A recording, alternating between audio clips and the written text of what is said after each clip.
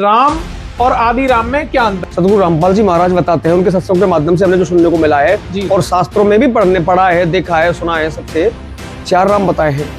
एक राम दशरथ का बेटा, एक राम घटघट में बैठा, अच्छा, एक राम का सकल पसारा और एक राम सब जग से न्यारा। जी। आदि राम और राम में अंतर है।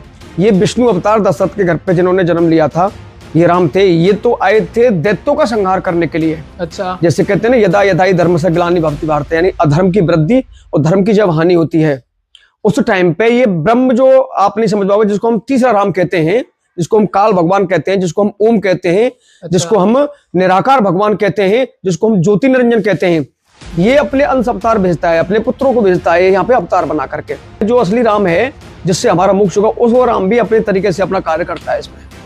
अगर रामकृष्ण, जैसे हमें भक्ति का नाम कहीं से अगर सुनने को मिला तो रामकृष्णों से ही मिला। अगर ये यहाँ नहीं आते तो हम लोग भक्ति को नहीं जानते।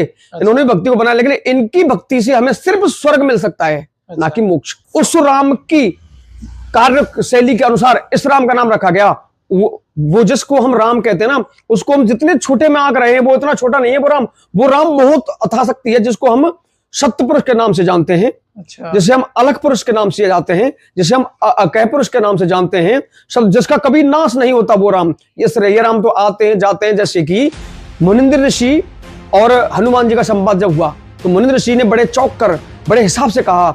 हनुमान जी ने पूछा कि मुनिंद्र ऋषि जी ने पूछा, बोले जी आप कौन से राम की बात कर रहे हो जी? उन्होंने कहा, जी मैं दशरथ पुत्र राम की बात कर रहा हूँ, जो भगवान राम आए, जो उनकी भार्या यानी सीता जी का हरण हो गया है। बोले, अब मुनिंद्र जी ऐसे चौक के बोले, कौन सा राम? ऐसे राम तो मेरे सामने 30 करोड़ जीत के जगहों को चले गए। अच्छा। अवतार लेते हैं, आते हैं, जाते हैं, आते जाते हैं।